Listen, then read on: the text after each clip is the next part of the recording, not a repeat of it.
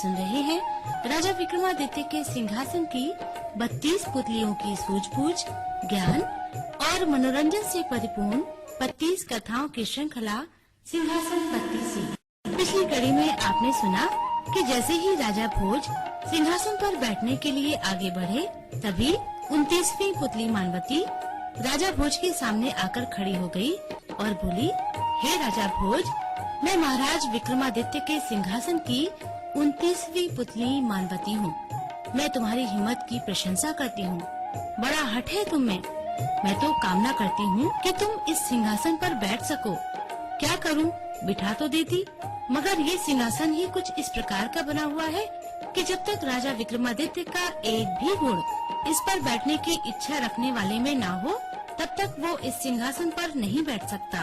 अगर बैठने की बलात् चेष्टा करेगा तो हानि उठाएगा। अब मैं तुमको राजा विक्रमादित्य की एक कथा सुनाती हूँ। अगर तुम इस प्रकार के हो तो इस सिंहासन पर बैठ सकते हो।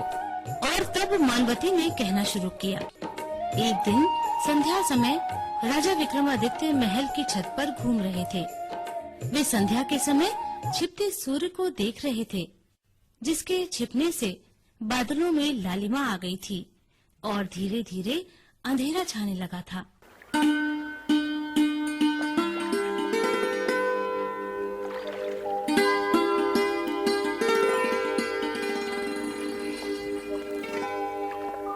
राजा इस दृश्य को देखकर आनंदित हो रहे थे कि अचानक उनके कानों में बचाओ बचाओ का स्वर गूंज पड़ा। उन्होंने चौंककर आवाज की दिशा में देखा। उनके महल से कुछ दूरी पर बहती नदी की तेज धारा में एक युवक और युवती बहते चले आ रहे थे। वे अपने प्राण बचाने की भरसक चेष्टा में नदी के किनारे लगने के लिए हर संभव प्रयास कर रहे थे, पर नदी की तेज लहरों के आगे उनका कोई वश न चल रहा था। विक्रमादित्य ने क्षण भर की देरी न की और महल से निकलकर नदी की ओर दौड़ पड़े। वहां पहुंचकर एक पल का भी समय गंवाए बिना वे नदी में कूद गए और दोनों को खींचकर किनारे ले आए। युवक युवती दोनों के प्राण बच गए। उनको किनारे पर निकालने के बाद उनकी दृष्टि युवती पर गई। विक्रमादित्य ने देखा, युवती अत्यधिक सुंदर थी। उसके सौंदर्य के आगे राजा की अपनी स्वयं की रानियां फीकी थीं। नख से शिख तक उसका एक एक अंग मानो सांचे में ढला हुआ था। ऐसा लगता था जैसे भगवान ने उसे बड़ी मेहनत से बनाकर अपनी संपूर्ण कला का प्रदर्शन किया हो। राजा के पूछने पर युवक ने बताया, हम अपने परिवार के साथ नौका यात्रा कर रहे थे। अचानक नाव भंवर में पड़ गई और हम सब धाराओं में फंस गए। हमारे अन्य परिवार वाले तो प्राण गंवा बैठे, मगर हम कठिनता से तैरकर यहाँ तक आने में सफल रहे। आपने हमारी सहायता करके हम पर एहसान किया है। आपके कारण ही हम अपना जीवन पुनः प्राप्त कर सके। हम आपके बहुत आभारी हैं। युवती भी राजा को सम्मान की नजरों से देख रही थी। राजा ने पूछा, तुम्हारा परिचय क्या है? मेरा नाम देवकांत है और यह मेरी बहन देवकांता है। हम सारंग देश के निवासी हैं। अच्छा, तुम्हें कुशलता पूर्वक तुम्हारे देश भेज दिया जाएगा। यहाँ रुकने का तुम्हारा उचित प्रबंध होगा। उसके बाद वे उन्हें साथ लेकर महल की ओर बढ़े। कुछ आगे बढ़ने पर राजा के सिपाहियों ने राजा को सादर प्रणाम किया। तब देवकांत और देवकांता राजा का परिचय पा सके। अब उन्हें पता चला कि उनके प्राणों का रक्षक और कोई नहीं, स्वयं राजा विक्रमादित्य हैं, तो वे आश्चर्य से भर उठे। उनका मन राजा के प्रति अगाध श्रद्धा और प्रेम से भर गया। उन्हें राजमहल में लाकर समस्त सुविधाओं के साथ मेहमान कक्ष में ठहरा दिया गया। देवकांत अपनी बहन देवकांता के विवाह के लिए बहुत चिंतित था। उसका रूप यौवन अद्वितीय था। कई राजकुमार उससे विवाह के लिए उत्सुक थे। अचानक देवकांत के मन में आया, राजा विक्रमादित्य को ही उसे क्यों न सौंप दिया जाए। ये कार्य सर्वोत्तम होगा। अपने इसी विचार के साथ उसने राजा विक्रमादित्य के दर्शन करने की अनुमति प्राप्त की। अनुमति मिलने पर वो देवकांता को अपने साथ लेकर राजमहल में आया। देवकांता संपूर्ण श्रृंगार के साथ सुसज्जित थी। उसका रंग रूप देवलोक की अप्सरा के समान था। ऐसा लग रहा था मानो धरती का सारा सौंदर्य उसमें आ समाया हो। उसके रूप को देखकर कोई भी मुग्ध हो सकता था। देवकांत राजा से बोला, महाराज आपकी जय हो। क्या बात है देवकांत, तुम्हारे जाने का सारा प्रबंध तो कर दिया गया है ना? आपकी बड़ी कृपा है अन्नदाता। आपके उपकार के हम आजीवन ऋणी रहेंगे। मेरा एक तुच्छ उपहार आप स्वीकार करें। वो क्या है देवकांत? मेरी बहन देवकांता आपको अर्पित है। तुम्हारा ये उपहार हमें स्वीकार है। देवकांता हमारे राजमहल में रहेगी, मेरी बहन के रूप में। वो यहाँ इस रिश्ते से आजीवन निवास कर सकती है। देवकांत के पैरों तले मानो जमीन खिसक गई हो। राजा को आंखें फाड़कर देखता रह गया। राजा उसकी बहन को पत्नी नहीं बल्कि अपने बहन के रूप में अपना रहे हैं। देवकांता के रूप यौवन को देखकर भी उनका मन विचलित नहीं हुआ। देवकांत राजा के चरणों में गिर पड़ा। तब राजा ने कहा, राजा को सदा अपना चरित्र बनाकर रखना चाहिए, अन्यथा राजकाज कैसे चलेगा? क्षमा करें महाराज, मैं भावनाओं में बह गया था। बहन के विवाह की चिंता भाई के लिए स्वाभाविक होती है। देवकांता अब तुम्हारी ही नहीं मेरी भी बहन है। इसके विवाह की चिंता अब मेरी चिंता है। कोई सुयोग्य लड़का तुम्हारी दृष्टि में हो तो बताओ। उदयगिरि राज्य का राजकुमार उदयन एक बार मुझसे मेरी बहन से विवाह की इच्छा व्यक्त कर चुका है, मगर मेरी आर्थिक स्थिति ऐसी न थी कि एक राजकुमार को अपनी बहन दे सकता, इसलिए मैंने बात टाल दी थी। अगर आप चाहें तो उदयन को वर के रूप में चुन सकते हैं। राजा ने एक पुरोहित को बुलाकर उसे काफी सारा धन देकर उदयगिरि राज्य के लिए रवाना किया। उससे कह दिया कि वो वहां जाकर कहे कि राजा विक्रमादित्य अपनी बहन का विवाह राजकुमार उदयन से करना चाहते हैं।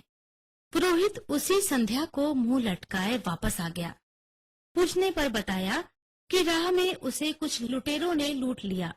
ये सुनकर राजा को बड़ा क्रोध आया। उन्होंने इस बार कुछ अश्वारोहियों के साथ अधिक धन देकर पुरोहित को भेजा। राजा को इस बात का आश्चर्य हुआ कि उसके राज्य में लुटेरों का गिरोह कहां से आ गया। वे वेश बदलकर उसी रात को उस क्षेत्र में घूमने निकल गए जहां पुरोहित को लूटा गया था। राजा को एक निर्जन स्थान पर 4 व्यक्ति बैठे दिखाई दिए। वे समझ गए कि चारों अपराधी प्रवृत्ति के हैं। चारों मुस्कुराते हुए वार्तालाप कर रहे थे।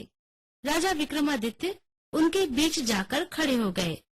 एक अजनबी को अपने बीच पाकर चारों घबरा गए। उन्होंने विक्रमादित्य को कोई गुप्तचर समझा। तब छद्मवेशी राजा ने उनसे कहा, घबराओ मत, मैं तुम्हें कोई हानि न पहुंचाऊंगा। मुझे अपना ही साथी समझो। पर तुम कौन हो? मैं भी तुम्हारी ही तरह एक चोर हूँ। चोरी करने के उद्देश्य से घर से निकला हूँ। लेकिन हम चोर नहीं हैं। हम नगर के संभ्रांत नागरिक हैं। यहाँ एक गुप्त मंत्रणा करने के लिए एकत्रित हुए हैं। उस व्यक्ति की बात सुनकर राजा विक्रमादित्य हंस पड़े। फिर मुस्कुराते हुए बोले, मुझसे सच्ची बात छुपाना मुश्किल है। मैं लोगों के चेहरे पढ़कर उनके अंदर की बात जान लेता हूँ।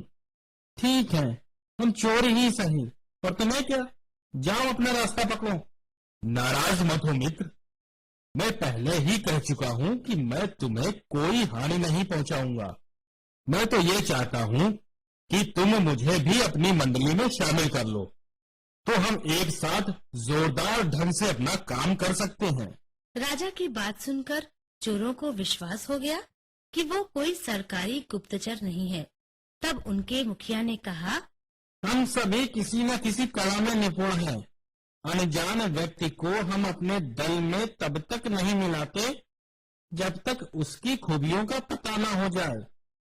अच्छी बात है, जरा अपनी अपनी खूबियां बताओ, फिर मैं भी तुम लोगों को बताऊंगा कि मुझ में क्या क्या खूबियां हैं।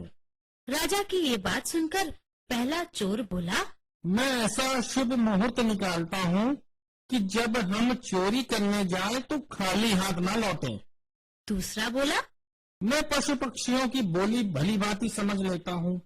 तब तीसरे ने बताया, मुझे एक ऐसी कला आती है कि जब मैं चोरी करने जाऊं तो मुझे कोई देख ना सके।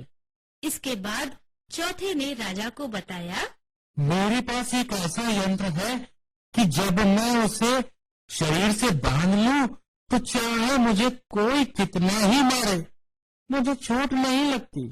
चारों चोरों की बात सुनकर राजा ने अपने बारे में बताया, और मैं किसी भी स्थान को देखकर ये बता सकता हूँ कि उस स्थान में धन आभूषण कहाँ छिपा हुआ है। राजा की ये विशेषता सुनकर चोरों ने उसे अपनी मंडली में शामिल कर लिया। उसके बाद राजा विक्रमादित्य उन चोरों को अपने ही महल के एक ऐसे कक्ष में ले आए जहाँ खजाने का बहुत सा हिस्सा रखा हुआ था। चोरों ने वहाँ का माल समेटा और बाहर जाने लगे तो पकड़े गए। उन्हें राजा के सामने पेश किया गया।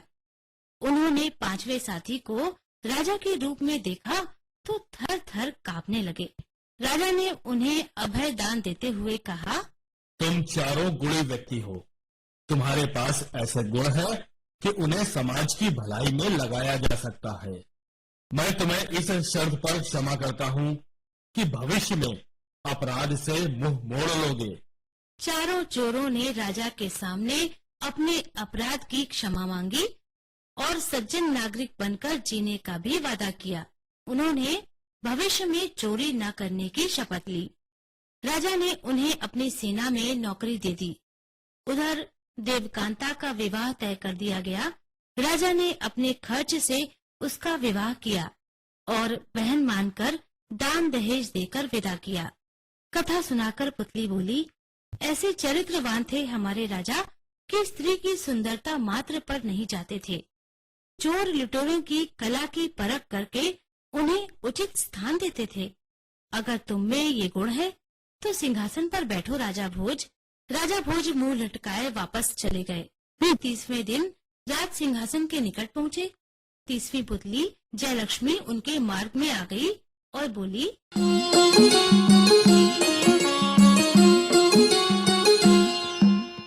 राजा भोज से 30वीं पुतली जयलक्ष्मी क्या बोली और उसने राजा भोज को राजा विक्रमादित्य की उदारता और तपी स्वभाव के बारे में कौन सी कथा सुनाई, ये मैं आपको सिंहासन बत्तीसी की अगली कड़ी में बताऊंगी।